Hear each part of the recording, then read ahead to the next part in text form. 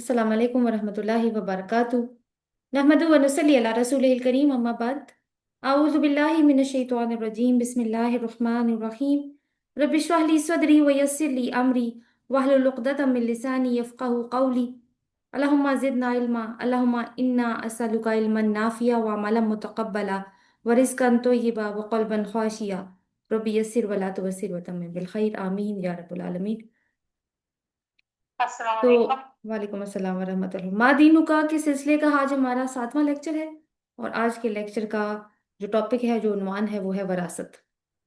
तो तसव्वुर करें कि एक कुम्हार मिट्टी के लोंधे को चाक पर रखता है और चाक घुमाकर मिट्टी को एक शक्ल देने की कोशिश करता है। अपनी उंगलियों और अंगूठे को खास हरकत और दबाव के साथ बर्तन बनाने की कोशिश करता है और बिल आखिर एक बारीक और खूबसूरत खास शक्ल वाला बर्तन बनकर तैयार हो जाता है।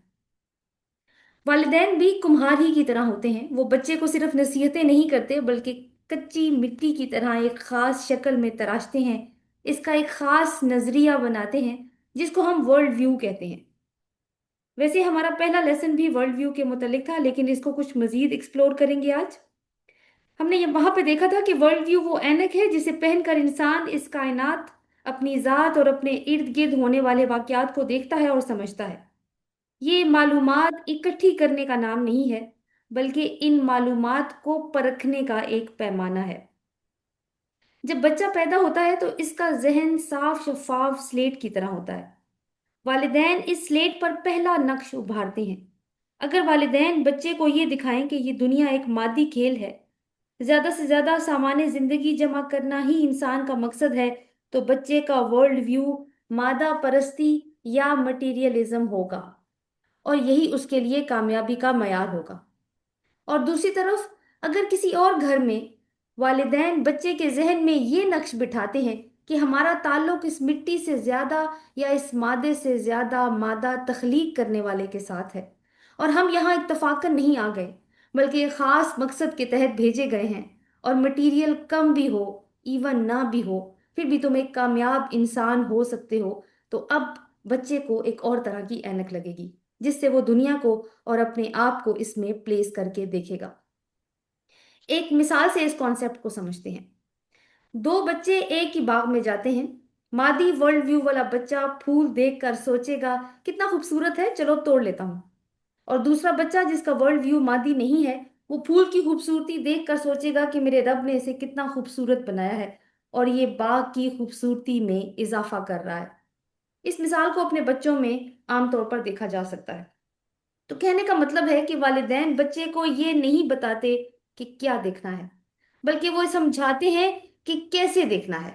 किसी भी चीज को कैसे देखना है, किस ऐनक से देखना है, वही वाली बात आ जाएगी। तो इस कैसे को ही असल में वर्ल्ड व्यू कहा जाता है। तो कई हजार साल पहले कदीम इराक के एक शहर उर में एक बच्चा मिट्टी के बुतों के दरमियान पैदा हुआ, जिनको माबूद बनाकर पूजा जाता था। वो इस माहौल में पला बढ़ा, लेकिन उसके बाप ने इसे जो दुनिया दिखाई थी, इस बच्चे ने उसको कबूल करने से इनकार कर दिया, क्योंकि वो सवाल करता था, ये क्यों है, ये कैसे है, मैं कौन हूँ, मैं कैसे बन गया हूँ, मैं क्यों बना हूँ, ये आसमान और जमीन, सूरज, चांद, तारे, क्या ये खुद ब खुद बन गए हैं? ये रात दिन एक खास तरतीब के साथ कैसे बदल रहे हैं? क्या ये सब कुछ हमेशा ही चलता रहेगा, या कभी किसी वक्त खत्म भी होगा? और वो बच्चा कोई और नहीं बल्कि इब्राहिम अलैहिस्सलाम है। तो वालिदैन का किरदार, जैसे पहले बात हुई, कि बच्चे का वर्ल्ड व्यू सेट करने में बहुत अहम है। मगर वर्ल्ड व्यू बनाने में मजीद दो फैक्टर्स भी शामिल हैं। एक फैक्टर तो मैंने आपको बता दिया। पहला फैक्टर कौन सा है? वालिदैन। इसको हम वरासत भी कह सकते हैं, इसको हम घर का माहौल भी कह सकते हैं, यानी बच्चे के करीबी रिश्ते नाते और जिस माहौल में वो आंख खोलता है, तो वो एक अहम किरदार अदा करते हैं उसका वर्ल्ड व्यू बनाने में। दूसरा जो फैक्टर है वो भी बहुत अहम है, और वो है मुशाहिदा या अकल। यानी इंसान का एक अंदरूनी, यूं आप कह लीजिए कि रहनुमाई हासिल करने का एक अंदरूनी प्रोसेस होता है, या एक अंदरूनी अमल होता है, जहाँ पे वो चीज़ों का मुशाहिदा करके एक खास नतीजे तक पहुंचता है। और तीसरा इसमें फैक्टर शामिल है हदायत, जिसको हम गाइडेंस या वही भी कह सकते हैं। ये गाइडेंस का یا ہدایت کا یا علم کا یوں کہہ لیجئے کہ بیرونی پروسیس ہوتا ہے، بیرونی عمل ہوتا ہے، اس کا عمل دخل باہر سے ہوتا ہے، تو اکثریت کا جو ورلڈ ویو ہوتا ہے نا وہ پہلے فیکٹر پہ بن جاتا ہے۔ اور اس کی ایک کامن مثال یہ ہے کہ 90% دادے دادیاں، چاچے چاچیاں، پھپھے پھوپھیاں برے ہوتے ہیں، سازشی ہوتے ہیں، ماں کے دشمن ہوتے ہیں، اور 90% نانا نانی، خالائیں، ماموں مامیاں بہت اچھے لوگ ہوتے ہیں، اور ساری زندگی بچہ اسی اینک سے رشتے دیکھتا ہے۔ اینی وے، تو جو دو فیکٹرز جو جو ہم نے پڑھے، سیکنڈ اور تھرڈ، وہ بھی بہت اہم ہیں۔ یہ ہوتے ہیں جو جو سیکنڈ فیکٹر تک پہنچتے ہیں نا، وہ اللہ کے کچھ خاص بندے ہوتے ہیں جو دوسرے مرحلے تک پہنچتے ہیں، اور کیسے کہ خود مشاہدہ کر کے نتیجہ برآمد کرنا، اور اگر ان کا مشاہدہ، جب مشاہدہ وہ کرتے ہیں اور جو نتیجہ وہ نکالتے ہیں وہ والدین، رواج یا وراثت سے ٹکرا جائے تو یہ سوال اٹھانا شروع کر دیتے ہیں، جیسے ابراہیم علیہ السلام نے کہا تھا، ابا جان آپ ان بتوں کو کیوں پوجتے ہیں جو نہ آپ کو کوئی فائدہ دے سکتے ہیں نہ نقصان؟ یہ وہ لوگ ہوتے ہیں جن کو قرآن اولو الالباب کہتا ہے۔ سورۃ العال عمران کے جو آخری رکوع ہے اس میں 190 نمبر آیت ہے، وہاں پہ اللہ تعالیٰ فرماتے ہیں ان فی خلق السماوات والارض واختلاف اللیل والنہار لآیات لأولی الالباب، کہ بے شک زمینوں اور آسمانوں کی پیدائش میں یا تخلیق میں اور رات اور دن کے اختلاف میں، یعنی ایک دوسرے کے پیچھے آنے میں نشانیاں ہیں۔ کن کے لیے؟ سب کے لیے نہیں، اولو الالباب کے لیے، جو اس کے اوپر غور کرتے ہیں، کیونکہ دیکھنے کو تو ہم بھی دیکھ رہے ہوتے ہیں کہ بہت ساری چیزیں ہمارے آس پاس، بہت سارے پروسیسز ہمارے آس پاس دنیا میں چل رہے ہوتے ہیں، لیکن غور کون کرتا ہے؟ یہ کم لوگ ہوتے ہیں۔ تو جیسے پہلے بات ہوئی کہ یہ کم لوگ ہوتے ہیں، اور پھر اگر ان پر تیسرا فیکٹر بھی شامل ہو جائے جو کہ ہے باہر کا فیکٹر، یہ تو اندرونی ایک پروسیس چلا ہے نا اس کے اندر، جو باہر کا فیکٹر ہے جس کو ہم وہی کہہ سکتے ہیں یا ڈیوائن گائیڈنس کہہ سکتے ہیں، تو یہ اس کو ایسے کیچ کرتے ہیں جیسے پیٹرول آگ پکڑ لیتا ہے۔ اور نتیجہ کیا ہوتا ہے پھر اس تیسرے فیکٹر کے ملنے سے، جس کو قرآن کہتا ہے نور علی نور، یہ آپ نے قرآن میں پڑھا ہوگا، سورہ نور میں یہ ایکسپریشن موجود ہے کہ ایک نور تو پہلے سے موجود ہی تھا جو کہ آبزرویشن سے پالش ہو گیا، اور اس کے اوپر ایک اور نور شامل ہو گیا جو کہ ہدایت کا راستہ تھا، تو دونوں نور جب آپس میں ملے تو راستہ صاف واضح ہو گیا اور مقصد بھی نظر آنے لگ پڑا۔ تو یہ ساری تمہید میں نے کیوں باندھی ہے؟ کیونکہ ابراہیم علیہ السلام اولو الالباب ہیں، وہی آنے پر پھر یہ ہے کہ اللہ تعالیٰ کے پیغمبر بھی ہیں، لیکن لیکن وہ ایک بیٹے بھی تو ہیں۔ تو آج اصل میں ہم یہ دیکھیں گے کہ وہ کس طرح کے بیٹے ہیں۔ ہم ابراہیم علیہ السلام کو ایک مثالی بیٹے کے طور پر دیکھنے والے ہیں آج، یہ ہمارا آج کا عنوان ہے۔ تو ایک بات پہلے سے نوٹ کر لیجئے کہ ان کے اندر دو متضاد یا دو اپوزٹ چارجز ایک وقت میں موجود ہیں، یا ٹینڈنسیز کہہ لیجئے یا صفات کہہ لیجئے۔ ایک ہے فکری بیداری، کہ جو ان کا ورلڈ ویو ڈیولپ اب ہو چکا ہے، اور وہ کیا ہے؟ وہ اپنے باپ سے الگ ہے، وہ قوم سے بالکل، یعنی باپ سے الگ سوچ رکھتے ہیں، قوم سے الگ سوچ رکھتے ہیں، ان کی اپنی ایک سوچ ہے جس کے بارے میں ہم پڑھ چکے ہیں۔ دوسرا ہے ادب مروت، یعنی باپ کے ساتھ بے حد محبت، ادب اور احترام، اور باپ کون ہے؟ آزر، جو کہ مشرک ہے۔ تو یہ دونوں صفات ایک نوجوان میں عام طور پر شاذ و نادر ہی جمع ہوتی ہیں بیک وقت، عام طور پر ایک جو ہے نا وہ دوسرے پر حاوی ہو جاتی ہے۔ اگر تو بچے میں فکری بیداری آ گئی ہے تو بیٹے اور باپ میں تعلقات خراب ہو جاتے ہیں، اور باپ بیٹے کے رشتے میں دراڑ آ جاتی ہے۔ اور دوسری طرف اگر محبت اور احترام بہت زیادہ ہے تو وراثت حضرت ابراہیم، باپ کی برائیوں پر بھی اس کا ساتھ، جو اولاد جو ہے نا وہ ساتھ دینا شروع کر دیتی ہے، ماں باپ کی برائیوں میں بھی ان کا ساتھ۔ تو دونوں ہی کیا ہیں؟ ایکسٹریمز ہیں، مگر ابراہیم علیہ السلام نے دونوں کو ایک دوسرے پر حاوی نہیں ہونے دیا۔ میں ایک سیکنڈ نا، کسی کا مائک آن ہو گیا ہے۔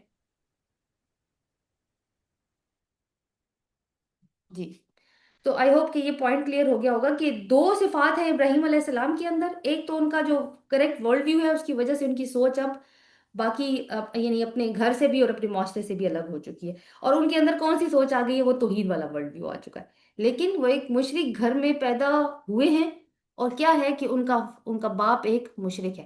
اب ابراہیم علیہ السلام بیٹے کے طور پر اپنا رول کیسے نبھاتے ہیں؟ تو اس لیے میں نے آپ سے کہا کہ وہ مثالی بیٹا ابراہیم علیہ السلام ہے، تو وہ دیکھتے ہیں کہ وہ کس طریقے سے اپنا ہمیں کیا اس میں سے لیسنز مل رہے ہوتے ہیں۔ تو مثالی بیٹا یہاں سے پتہ چلتا ہے کہ وہ نہیں ہے جو عقل کی کھڑکی بند کر کے والدین کے پیچھے چلے، بلکہ وہ ہے جو حق پر سوال اٹھائے۔ مثلا एक बेटे ने बाप को रिश्वत लेते हुए देख लिया है दफ्तर में, और पूछा, अब्बा जान क्या रिश्वत लेना सही है? और बाप आगे से जवाब दे कि सही तो नहीं है, मगर उसके बगैर काम नहीं चलता। और बेटा जवाब दे कि क्या ये दलील अल्लाह के यहाँ चल जाएगी? तो इसने बदतमीजी नहीं की, मगर तमीज और अदब के दायरे में रहते हुए एहसास भी दिला दिया। तो इब्राहिम अलैहिस्सलाम एक मिसाली बेटे के तौर पर जो है वो कुरान में हमें कहाँ नजर आते हैं? सूरह मरियम की आयत हैं 42 से 45 तक। और इसमें हजरत इब्राहिम अलैहिस्सलाम की अपने वालिद आजर से एक गुफ्तगू है। कहने को तो हम आराम से गुजर जाते हैं ये डायलॉग्स, या यूं कहे कि ये आयत को पढ़ के, लेकिन आज हम थोड़ा सा इनकी डेप्थ में जाके कुछ असबाक हासिल करने की कोशिश करेंगे। तो आयत नंबर मैंने आपको बताया 42 से 45, और अगली आयत को भी को हम मुताला करेंगे, लेकिन ये सूरह मरियम में से है। आयत नंबर 42 है, अल्लाह ताला फरमाते हैं, औज़ु बिल्लाहि मिनश शैतानिर रजीम, इस कौल अली अबीही या अबती लिमा ताबुदु मा ला यस्माउ वला युबसिरु वला युगनी अनकु अनका शैआ। ए मेरे प्यारे अब्बा जान, आप ऐसी चीजों की इबादत क्यों करते हैं जो ना सुनती हैं, ना देखती हैं, और ना आपके काम आ सकती हैं? आयत नंबर 43, या अबती इन्नी जाअनी मिनल इल्मी मा लम यातिका फत्तबिअनी अहदिका सिरातन सविया। ए मेरे अब्बा जान, मेरे पास वो इल्म आया है जो आपके पास नहीं आया, तो आप मेरी पैरवी कीजिए, मैं आपको सीधा रास्ता दिखाऊंगा। आयत नंबर 44, या अबती ला ताबुदु शैतान इन्न शैतान कान लिर्रहमानी असिया। ए मेरे अब्बा जान, शैतान की इबादत ना कीजिए, बेशक शैतान रहमान का दुश्मन है या नाफरमान है। और आयत नंबर 45, या अबती इन्नी अखाफु अन यमस्सका अज़ाबुम मिनर रहमानी फतकून लिशैतानी वलिया। ए अब्बा जान, मुझे डर है कि कहीं आपको रहमान की तरफ से अजाब ना पहुंच जाए और आप शैतान के साथी ना बन जाए। तो आप देखिए कि इन सारी आयत में एक चीज आपको कॉमन नजर आ रही है, या अबती, या अबती, या अबती, या अबती। तो एक मिसाली बेटे ने सबसे पहले अपने बाप को जिस अंदाज से मुखातिब किया है वो क्या है? या अबती। देखिए इसका तर्जुमा तो यही लिखा जाता है, जैसे मैं आपको सामने भी लिखा हुआ है कि ए मेरे अब्बा जान, ठीक है। लेकिन अरबी में अगर ये लिखा हो ना कि या अबी, तो उसका मतलब भी यही है, ए मेरे अब्बा जान। यहाँ पे ये जो या अबती है ना, ये एक रेयर एक्सप्रेशन है अरबी के अंदर। इसमें जो एक्स्ट्रा ता है, देखिए या अभी आम है, या अबती खास है। इसमें जो एक्स्ट्रा ता है ना, वो इस उस वो क्या माना, किस तरह से माना में इजाफा करती है, कि माना में इंतहाई मोहब्बत, एहतराम, शफकत का इजाफा हो जाता है। अब इसका तर्जुमा क्या होगा या अबाती का? यानी ए मेरे बहुत प्यारे काबिल एहतराम अब्बा जान, ये कहकर मुखातिब किया है इब्राहिम अलैहिस्सलाम ने अपने बाप आजर को। और अगर बेटा इतनी मोहब्बत और खुलूस से बाप को मुखातिब करे तो बाप का दिल वैसे ही मोहब्बत से पिघल जाता है। और फिर मोहब्बत से अगर मुखातिब किया जाए तो अगला बात तवज्जो से सुनता भी है। तो एक मिसाली बेटे का अंदाज क्या होना चाहिए अपने बाप से बात करने का, ये हमें मिल्लत इब्राहिम से मालूम हुआ। अच्छा, ये बाप से मोहब्बत ही का तकाजा है कि इब्राहिम अलैहिस्सलाम ने उनको अक्ल और शऊर इस्तेमाल करने की दावत दी। क्या बात की है? ऐ मेरे प्यारे अब्बा जान, आप क्यों ऐसी चीज की इबादत करते हैं जो ना सुनती है, ना देखती है, और ना आपके कुछ काम आ सकती है? यही बात की है ना उन्होंने। हम इस आयत को देख रहे हैं अभी हम। तो सबसे पहले मोहब्बत का तकाजा यही है कि उनकी अक्ल और शऊर को बाप को भी इनवाइट किया कि तुम भी अपना अक्ल और शऊर इस्तेमाल करो। और एक एक मुदल्लल बात की कि ये बुत आपको भला क्या दे सकते हैं। बेटे की बाप से मोहब्बत का तकाजा यही है कि वो बाप की आखिरत के बारे में भी सोचे। तो बाप क्योंकि बिजनेसमैन है ना, आजर आजर जो है वो बहुत बड़ा कारोबारी इंसान है, बुतों का कारोबार करता है वो। तो बाप अगर अगर बिजनेसमैन है तो ये जो दो टर्म्स उन्होंने इस्तेमाल किए ना, नफा और नुकसान, ये उसके लिए, एक बिजनेसमैन के लिए ये दो टर्म्स बड़ी अहम होती हैं। और वो जिंदगी के मामलात को इसी नजर से देखता है। अगर आपका किसी बिजनेसमैन या किसी दुकानदार से कभी वास्ता पड़ा हो तो वो जमा तफरीक बहुत करते हैं। तो इब्राहिम अलैहिस्सलाम ने उनके इंटरेस्ट को, या यूं कहें कि उनकी पसंदीदा डोमेन को टच किया है, कि अगर फायदा नुकसान की टर्म्स में सोचेंगे तो शायद आप दुरुस्त नतीजा निकाल सकें। और ये भी कहा कि ये आपके किसी काम नहीं आ सकते, यानी बुत। क्योंकि एक ताजिर जब कोई डील करता है तो उसके अंदर ये देखता है कि ये मेरे कारोबार को मुस्तकबिल की इन्वेस्टमेंट देगा या नहीं देगा। तो पहला लेसन हमें क्या मिलता है यहाँ पे, کہ باہمی دلچسپی کے امور پر بات کر کے بھی، یا جو جو جس کو مخاطب کیا گیا ہے اس کی دلچسپی کے امور پر بات کر کے بھی مخاطب کی اٹینشن حاصل کی جا سکتی ہے۔ اور دوسرا لیسن کیا نکلا کہ ایک مثالی بیٹا اصل بات کرنے سے پہلے ایک گراؤنڈ تیار کر رہا ہے، ایک زمین تیار کر رہا ہے۔ اور ابراہیم علیہ السلام نے اپنی دعوت کے لیے گراؤنڈ تیار کیا ہے کہ ابا جان، اگر آپ نے اپنی آخرت کا ہی پروفٹ لاس نہ دیکھا تو پھر آپ کامیاب بزنس مین تو نہ ہوئے۔ آگے چلتے ہیں آیت نمبر 43 پر، اور اس کا ترجمہ میں آپ کے سامنے رکھتی ہوں۔ یا ابتی، میرے پاس وہ علم آیا ہے جو آپ کے پاس نہیں آیا، تو آپ میری پیروی کریں، میں آپ کو سیدھا راستہ دکھاؤں گا۔ بات ابھی بھی کہاں سے شروع کی ہے؟ یا ابتی، وہی محبت اور احترام، اور بتا رہے ہیں کہ اصل اسٹریٹجی ابا جان میرے پاس ہے کامیابی کی، لیکن اس کے لیے پھر آپ کو وہ عمل میں لانی ہوگی۔ یعنی ابراہیم علیہ السلام نے یہ نہیں کیا، یہ نہیں کہا کہ ابا جان آپ جاہل ہیں، آپ کو کچھ پتہ نہیں، جیسے ہم آج کل اپنے والدین کو کہتے ہیں نا کہ آپ کو کچھ پتہ نہیں ہے، یہ نئے زمانے کی باتیں ہیں۔ لیکن کیا کہا کہ میرے پاس وہ علم آیا ہے جو ابھی آپ کے پاس نہیں آیا۔ تو یہ بات بھی ایک حقیقت ہے کہ علم عمر کا محتاج نہیں ہوتا۔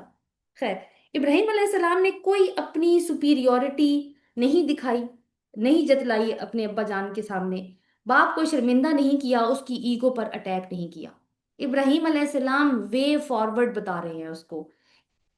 اور یہ سن کر ایک باپ سوچ میں عام طور پہ پڑ سکتا ہے کہ میرا بیٹا صرف مجھے پوائنٹ آؤٹ نہیں کر رہا بلکہ حل بھی تو تجویز کر رہا ہے، اس کا مطلب ہے یہ تو بڑا سیانا ہو گیا ہے، میں اس کو بچہ سمجھ رہا تھا۔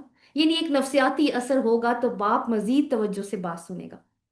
تو کیا لیسن دیتی ہے یہاں پہ ملت ابراہیم ایک مثالی بیٹے کا، کہ صرف غلطی غلطی ہے اگر والدین میں تو صرف غلطی نہیں بتانی، آگے کا راستہ بھی دکھانا ہے کہ کیسے کور کرنی ہے اس غلطی کو کس طرح سے ٹھیک کرنا ہے۔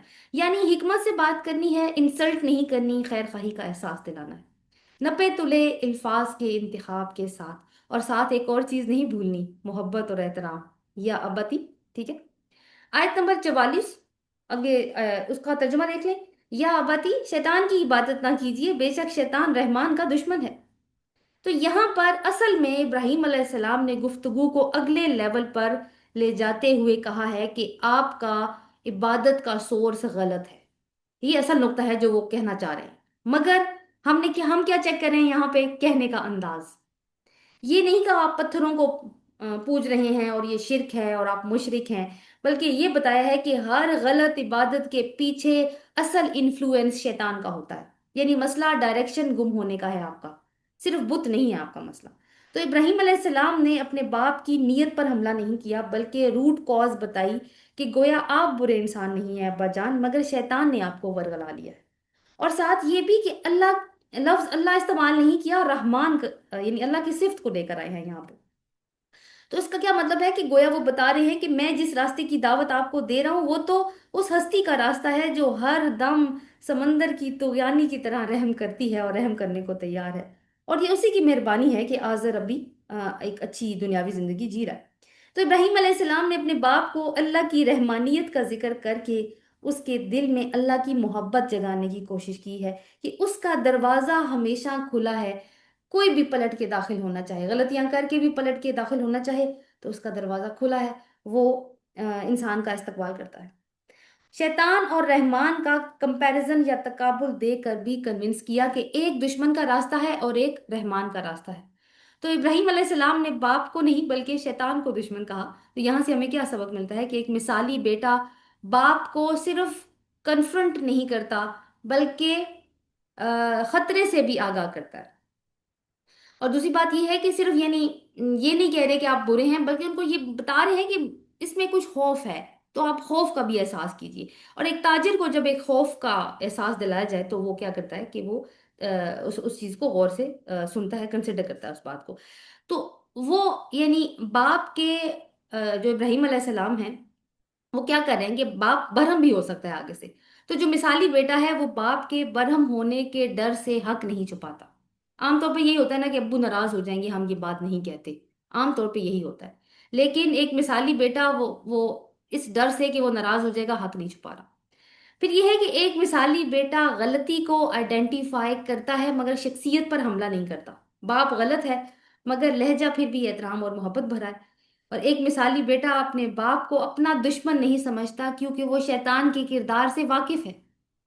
और फिर एक और सबक क्या कि एक मिसाली बेटा अपने वालिदैन को अल्लाह से जोड़ता है, उसकी रहमत याद करवा कर कि पलटने का रास्ता हमेशा से ओपन है, अल्लाह ताला की तरफ लौट सकते हैं। वो इतना रहीम है कि इंसान को माफ कर सकता है। अगली आयत की तरफ चलते हैं, आयत नंबर 45, और उसका क्या तर्जुमा है। या अबती, मुझे डर है कहीं आपको रहमान की तरफ से अजाब ना पहुंच जाए और आप शैतान के साथ ही ना बन जाएं।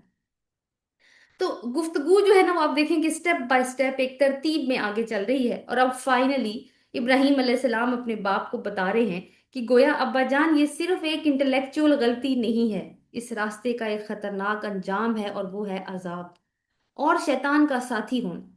गोया बात अब बुतों की बेबसी, गलत डायरेक्शन और शैतान के इन्फ्लुएंस से आगे बढ़कर कॉन्सिक्वेंसेस या रिजल्ट तक पहुंच गई है। तो इब्राहिम अलैहिस्सलाम सिर्फ अजाब से नहीं डरा रहे, बल्कि ये भी बता रहे हैं कि इस रास्ते का आखिरी नतीजा क्या है, और वो है कि शैतान के साथी बन जाना। गोया उन्होंने अपने वालिद को याद करवाया है कि दुनिया में कोई इंसान भी न्यूट्रल नहीं रह सकता, या वो रहमान के रास्ते पर होता है या वो शैतान के रास्ते पर होता है। और ये जो बुतों की इबादत है ना, ये सिर्फ एक रिचुअल नहीं है, बल्कि ये इंसान को शैतान के कैंप में ले जाने का एक जरिया भी है। लेकिन इस बात को इब्राहिम अलैहिस्सलाम ने किस अंदाज में कहा है वो भी हम नोट करेंगे। तो ये नहीं कहा कि आप पर अजाब आएगा, आप जहन्नुमी हैं, तबाह होने वाले हैं, बल्कि कहते हैं इन्नी अखौफु, मैं डरता हूँ, मुझे डर है। यानी अपनी फिक्र बयान की है, फैसला नहीं सुनाया, अपना खुलूस और अपनी मोहब्बत का यकीन दिलाया है। और फिर कहा कि अजाब, यहाँ पे आयत में देखिए, अजाब मिन्ना रहमानी, रहमान की तरफ से अजाब होगा। तो ये भी एक सॉफ्ट टोन है। और फिर या अबती वाला एक्सप्रेशन तो इस आयत में भी मौजूद है। तो वार्निंग के अंदर भी मोहब्बत और एहतराम खत्म नहीं हुआ। और फिर ये भी बताया कि बुत परस्ती सिर्फ बाप दादा की रवायत पर अमल करना नहीं है, बल्कि शैतान की दोस्ती या उसकी कंपेनियनशिप जो है वो उसके अंदर दाखिल हो जाना है। और शैतान का तस्वुर हर सोसाइटी में मौजूद होता है, और कोई भी शैतान को पसंद नहीं करता, डेविल का कॉन्सेप्ट मौजूद होता है हर सोसाइटी में। तो इब्राहिम अलैहिस्सलाम ने ये नहीं कहा कि आप शैतान हैं या बुरे इंसान हैं, बल्कि अंजाम बताया है खुलूस के साथ, और उम्मीद का दरवाजा खुला रखा है रहमान की याद दिलाकर। तो एक मिसाली बेटा क्या कर रहा है यहाँ पे कि अपने वालिदैन को सिर्फ दुनिया के नहीं, आखिरत के खतरात से भी आगाह कर रहा है।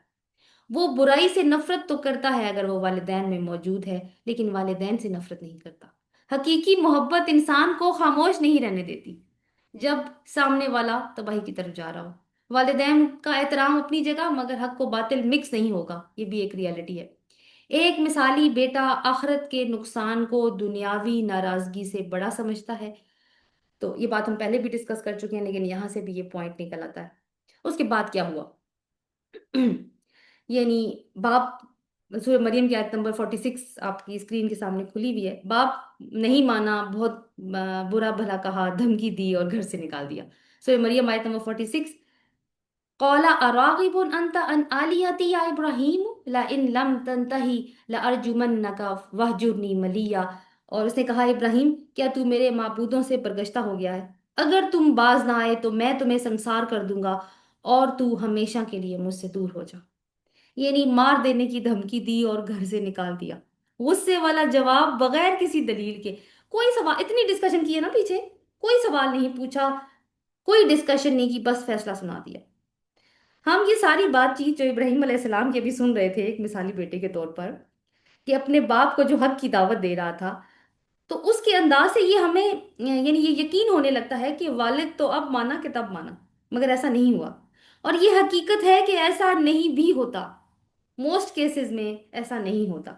तो अब मिसाली बेटा क्या करे इस सिचुएशन में। यानी एक सिचुएशन तो गुजर गई ना कि जहां वो दावत दे रहा है, लेकिन अब बाप नहीं माना। माना क्या, बल्कि उसने उसको घर से ही निकाल दिया, धमकी अलग दी जान से मारने की। तो इस सिचुएशन में अब बेटा क्या करे। तो ये वो सिचुएशन है जहां पे अक्सर नौजवान टूट जाते हैं। तो देखते हैं कि अब हमें मिल्लत इब्राहिमी क्या लेसन देती है। आप सोचें, ये सारी सिचुएशन जो अभी हमने डिस्कस की, कि कोई और नौजवान होता तो क्या रिएक्शन देता। मैं इतनी मोहब्बत से आपको भलाई की दावत दे रहा हूँ, या अबती बोल बोल कर मेरा मुंह सूख गया है, और आप उल्टा मुझ पर बरस रहे हैं। पड़े रहे, आप यही डिजर्व करते हैं। असल में तो आप शैतान हैं। रहमान आप जैसों को क्यों मुंह लगाएगा। आप बस बहुत बड़े, यानी आप ही गुमराह हैं। जब सारे बुत परस्तों के साथ आपको जहन्नुम में फेंका जाएगा तब आपको पता चलेगा। तो यही होता। ये हो सकता था कि एक बेटा ये रिएक्शन देता, या फिर ये ना रिएक्शन देता तो कंधे उचकाता, पाँव पटकता और मुंह बसोर कर खामोशी से निकल जाता। मगर यहाँ पे भी इब्राहिम अलैहिस्सलाम एक मिसाली बेटे के रूप में ही नजर आते हैं, और मालूम हो जाता है कि या अबती सिर्फ जुबान से अदा किया हुआ एक कलिमा नहीं था, बल्कि उनकी असल सोच थी, असल मोहब्बत वाली सोच थी। ये उनका अपने वालिदैन के बारे में असल वर्ल्ड व्यू था। तो सूरह मरियम की आयत नंबर 47 देखते हैं। कहते हैं कौला सलाम अलैका, कहते हैं आप पर सलामती हो, दुआ दी है आगे से कि अब्बा जान आप सलामत रहें। हालांकि बाप बेटे को संसार करने पर तैयार है, उसकी जान के दर पे है। इस पर भी ये आलम कि ये नहीं कहा कि आप मुझे मारना चाहते हैं तो अल्लाह करे आप भी हलाक हो जाएं, नहीं, बल्कि सलामत रहें। यानी आपकी सख्ती मेरे इखलाक को तब्दील नहीं करेगी। और मजीद क्या कहा, सअस्तगफिरु लक रब्बी इन्नहु काना बी हफिया, कि मैं अनकरीब आपके लिए मगफरत की दुआ करूंगा या फिर करता रहूंगा। तो ये है कि बेशक मेरा रब मुझ पर बहुत मेहरबान है। यानी एक एक तो ये पैगाम दे दिया ये बात करके कि मेरा दीन मुझे ऐसे ही इखलाक का दर्स देता है। जिस दीन का मैं पैरोकार हूं ना अब्बा जान, वो मुझे ऐसे ही इखलाक का दर्स देता है। क्योंकि अगर बेटा बाप को बात समझा रहा है और बाप आगे से नहीं समझ रहा और इस तरह का रिएक्शन दे रहा है जिस तरह आजर ने दिया है, तो एक बाप भी बहुत अच्छे से अंडरस्टैंड करता है कि आगे से मेरा बेटा पलट कर मुझ पे किस तरीके से अटैक कर सकता है। लेकिन ऐसा हुआ नहीं है। सरप्राइजिंगली उसके लिए सरप्राइज होगा कि इसने तो आगे से ऐसा कुछ नहीं किया। और दूसरी बात यह है कि जो इन्होंने बात की ना कि मैं आपके लिए इस्तगफार करूंगा, कि बेटा एक रसूल है अल्लाह का, और रसूल का इनकार करके इंसान अपने आप को मगफिरत से दूर कर लेता है। तो रिजेक्शन के बाद भी खैर ख्वाही, ठीक है। रिजेक्शन, बाप की तरफ से रिजेक्शन है, लेकिन उसके बावजूद क्या कर रहे हैं इब्राहिम अलैहिस्सलाम, खैर ख्वाही का ही दर्स दे रहे हैं। माइक ऑफ कर दीजिए। अल्लाह अकबर। ये हम कहाँ थे? हम्म। अच्छा। सो अब हम लेसन्स इसमें से निकालेंगे कि क्या लेसन निकलते हैं इस चीज में हमारे लिए। अच्छा जी। तो एक मिसाली बेटा रद्द अमल में अपना इखलाक नहीं खो रहा। वालिदैन की सख्ती औलाद को बदतमीज होने का लाइसेंस नहीं देती। एक मिसाली बेटा ताल्लुक टूटने के बाद भी दिल में नफरत नहीं पालता। मोहब्बत और अदब का वैसे भी इम्तिहान तो वालिदैन के सामने उस वक्त होता है जब वो सख्त हो चुके होते हैं सामने से, जैसे आदत जैसा बाप हो। एक मिसाली बेटा अपनी खैरख्वाही वालिदैन के रवैये से मशरूत नहीं करता। जरूरी नहीं है कि हुज्जतबाजी का जवाब हुज्जतबाजी से दिया जाए। जैसे कि मैंने आपको एक मिसाल दी कि मैंने आपको इस तरह से दावत दी और आप आगे से मेरे साथ ये कर रहे हैं, ये हुज्जतबाजी होती है, आगे से तो नहीं दिया। बाज औकात सलाम करके पीछे हट जाना भी एक वकार की अलामत होता है। एक मिसाली बेटा अपने वालिदैन के लिए दुआ करना नहीं छोड़ता। और हमें एक दुआ की तलकीन की गई है, रब्बिरहमहुमा कमा रब्बयानी सगीरा। ऐ रब उन दोनों पर ऐसे रहम कर जैसे उन्होंने बचपन में मुझे पाला था। और इब्राहिम अलैहिस्सलाम की दुआएं जो उन्होंने अपने वालिद के लिए मांगी वो कुरान में मौजूद है। सूरह शूरा की आयत नंबर 86 है। वग़फिर ली अबी इन्नहु काना मिनद्दालिन, अल्लाह ताला से कहते हैं मेरे वालिद को बख्श दें, बेशक वो रास्ता भटके हुओं में से है। और सूरह इब्राहिम में जो आने वाली दुआ है जो बहुत जामे है और हमारी नमाज का हिस्सा है, रब्बना अग़फिरली वली वालिदैया वलिल मुमिनीना लियौम यक़ूमुल हिसाब। तो ये दुआ भी इब्राहिम अलैहिस्सलाम ने मांगी हुई है, वालिदैन का जिक्र है इसमें। तो ये दुआएं ये सबक देती हैं कि एक बेटे का वर्ल्ड व्यू अपने बाप के साथ कैसा होना चाहिए। तो इब्राहिम अलैहिस्सलाम घर और वतन छोड़ रहे हैं अब, और अपना ताल्लुक अल्लाह से जोड़ रहे हैं, जो कि सबको सबको सहारा देने वाली जात वही है। तो सूरह मरियम की आयत नंबर 48 देखते हैं। व आतज़िलुकुम व मा तदऊन मिन दूनिल्लाहि व अदऊ रब्बी असा अल्ला अकून बिदुआई रब्बी शकिया। और मैं आप लोगों से और जिनको आप लोग अल्लाह के सिवा पुकारते हो उनसे किनारा कशी इख्तियार करता हूँ, और मैं अपने परवरदिगार ही को पुकारूंगा, मुझे उम्मीद है कि मैं उससे दुआ मांग कर मायूस नहीं रहूंगा। तो एक मिसाली बेटा हक की खातिर बाउंड्रीज सेट कर सकता है। एक मिसाली बेटा बातिल से अलग तो होता है मगर इंतकाम लेने वाला नहीं होता। कभी कभार इज्जत और वकार के साथ डिस्टेंस इख्तियार करना भी एक हिकमत अमली होती है। एक मिसाली बेटा अपनी डिपेंडेंसी या अपना इन्हिसार वालिदैन पर नहीं सिर्फ अपने असल मालिक पर रखता है। तो ये है मिल्लत इब्राहिम एक मिसाली बेटे के तौर पर। अब हम कुछ मॉडर्न सिनेरियोज को डिस्कस करते हैं जहां पे ये कुछ ऐसे प्रॉब्लम्स हैं जो हमें आम नजर आते हैं। जिसमें पहला फैक्टर हम जो डिस्कस करेंगे वो ये होता है कि दीन वर्सेस फैमिली प्रेशर। इन शरीयत जो है ना वो बालिग औलाद को अपना जीवन साथी मुंतखब करने का हक देती है, उसके उसूल भी देती है। तो अगर एक लड़का या लड़की किसी जायज इंसान से निकाह करना चाहते हैं, दीन और किरदार भी मौजूद है उनके अंदर, ठीक है, और कोई ऐसी बुरी बात नहीं है। वालिदैन को कॉन्फिडेंस में लेते हैं कि रिश्ते की बात चलाएं, मगर वालिदैन सिर्फ जात, खानदान, स्टेटस, बिरादरी या लोग क्या कहेंगे की वजह से इनकार कर देते हैं। तो यहाँ पे फिर क्या करें, बच्चे क्या करें? तो मिलत इब्राहिमी हमें क्या सिखाती है? पहले तो हिकमत से कायल करना, जैसे कि आज हमने पढ़ा। लेकिन अगर नहीं मानते और कहीं पर भी खूंटा बांधने पर तैयार हैं क्योंकि उनकी अनाप इसमें आ गई है, लेकिन वहां नहीं बांधना चाहते जहां औलाद कह रही है और इमोशनल प्रेशर डाल रहे हैं, तो भी बदतमीजी नहीं हो सकती, इसकी इजाजत नहीं है, बेअदबी की इजाजत नहीं है। लेकिन पूरी जिंदगी एक इमोशनल प्रेशर पर भी कुर्बान नहीं हो सकती, ये भी एक अलग हकीकत है। तो वो या तो अगर कुर्बान कर सकते हैं तो ठीक है, कर लेता हौसला है, और अगर नहीं कर सकते और गलत एक फैसला को देख रहे हैं कि वो हो सकता है उनके हक में, तो फिर वो अपना फैसला कर सकते हैं, शरई हुदूद में रहते हुए इन्हीं निकाह का फैसला कर सकते हैं। लेकिन इसके बावजूद वालिदैन से कट ऑफ नहीं किया जाएगा, उनकी तौहीन नहीं की जाएगी, बल्कि इवन बाद में भी जब तक वो मान नहीं जाते मनाने की सिंसियर कोशिश करते रहना होगा। दूसरा एक सिनेरियो आता है कि अगर वालिद कोई ऐसा कारोबार करते हैं जिसमें सूद, काला धन, फ्रॉड और रिश्वत वगैरह शामिल है, और बेटा इस बात को जानता है, मगर वालिद की ख्वाहिश है कि अब मेरा बेटा गद्दी पर बैठे, तो फिर क्या करेंगे? तो या तो वालिद को बता दें कि मैं बिजनेस तो संभाल लूंगा मगर तरीका अल्लाह के हुक्म के मुताबिक होगा। और अगर वो नहीं मानते तो मिल्लत इब्राहिमी हमें यही सिखाती है कि वालिदैन की अताअत तो जरूर होगी, मगर अल्लाह की अताअत के नीचे नीचे। सूरह लुकमान की आयत नंबर 15 में अल्लाह ताला हुक्म देते हैं कि अगर वो तुम्हें मजबूर करें कि तू मेरे साथ शिरक कर, कि जिसका तेरे पास कोई इल्म नहीं है, तो इन दोनों की बात मत मान और दोनों के साथ दुनिया में मारूफ तरीके से रह। तो उन इनकार करना है उस वक्त क्योंकि ये अल्लाह के हुक्म के खिलाफ काम है। अगर वो कोई ऐसा काम कहने हैं जो शरीयत के खिलाफ है तो नहीं मानना, मगर अल्लाह ने कहा है दुनिया में मारूफ तरीके से रहना है, इज्जत के साथ उनको रखना है, ताने नहीं देने उनको। बल्कि जैसे इब्राहिम अलैहिस्सलाम ने अपने बाप को एक आर्ग्यूमेंट दिया था ना कि शैतान के साथी मत बनिए, वही वाला आर्ग्यूमेंट दिया जा सकता है, लेकिन लबो लहजा इब्राहिमी होगा, हिकमत इब्राहिमी होगी। एक चीज ये होती है कि जैसे जिसको हम कहते हैं कि दीन वर्सेस इमोशनल मैनिपुलेशन, कि ससुर कहे कि बहू को तलाक दे दो क्योंकि ये मुझे पसंद नहीं है, ये भी एक फितना है हमारे यहाँ। तो अगर बहू दीनदार है, जुल्म नहीं कर रही, बेटे और बहू के ताल्लुकात अच्छी हैं, और सिर्फ एक ईगो क्लैश आ गया है क्योंकि बाप कंट्रोल करना चाहते हैं आमतौर पे घरों को, और ये दबाव डालें कि तलाक दे दो वरना कारोबार से अलग कर दूंगा, घर से निकाल दूंगा तुम्हें मैं, मतलब क्या होता है ना, माफ नहीं करूंगा या बत्ती धारें नहीं बख्शी जाएंगी, जायदाद से आग करना, तो बेटे पर फिर बात मानना लाजिम नहीं है। फिर क्या कहें, सलाम अलैका, जैसे इब्राहिम अलैहिस्सलाम ने कहा। और ये भी याद रखने की बात है कि राजिक अल्लाह की जात है, कुछ वक्त के लिए मुश्किल आती है मगर फिर अल्लाह ताला मदद करता है।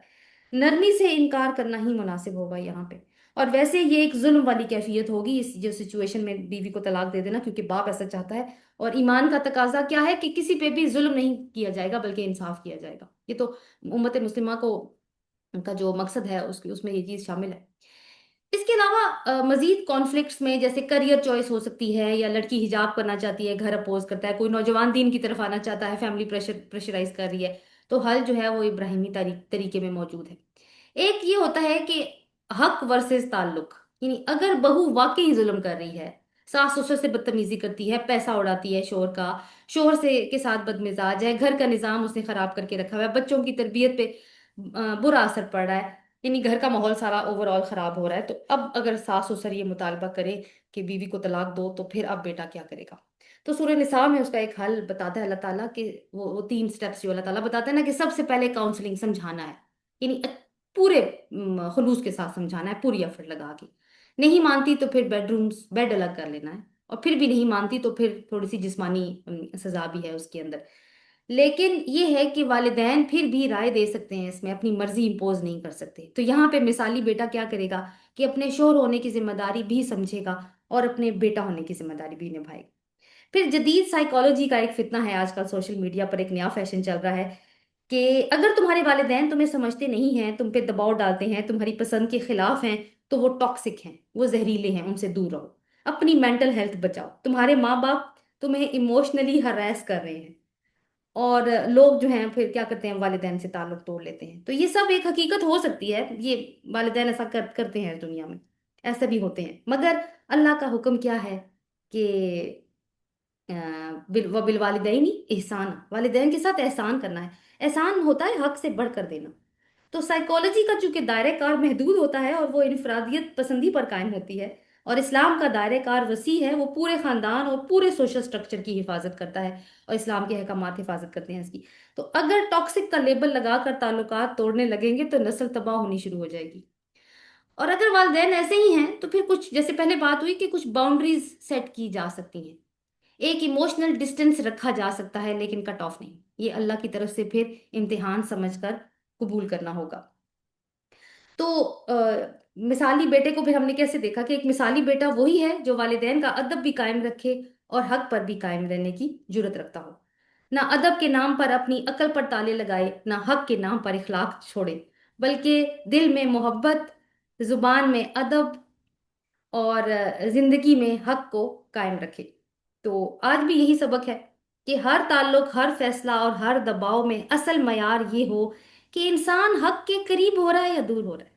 یعنی اصل کامیابی یہ نہیں ہے کہ انسان صرف وراثت میں ملا ہوا ورلڈ ویو لے کر چلتا ہے جیسے ہم نے دیکھا تھا، بلکہ اصل کامیابی یہ ہے کہ وہ حق کو پہچان کر اسے اپنی زندگی کا حصہ بنائے، ادب، حکمت اور توازن کے ساتھ. تو پھر سوال وہی ہے ایک اولاد سے کہ کہ یہ ساری باتیں سننے کے بعد بھی ماں دینوں کا کیا ہے تمہارا دین. تو یہیں تک آج کا لیکچر ہے. انشاءاللہ کل دیکھیں گے کہ اگلا سوال کیا ہوگا ہمارے پاس. اللہ تعالیٰ ہم سب کو مثالی اولاد بننے کی توفیق عطا فرمائے، حکمت کے ساتھ، اور حق پر رہنے کی بھی توفیق عطا فرمائے. آمین. سبحانک اللہ و بحمدک، نشہد لا الہ الا انت، نستغفرک و نتوب الیک. آمین. السلام علیکم و رحمۃ اللہ وبرکاتہ.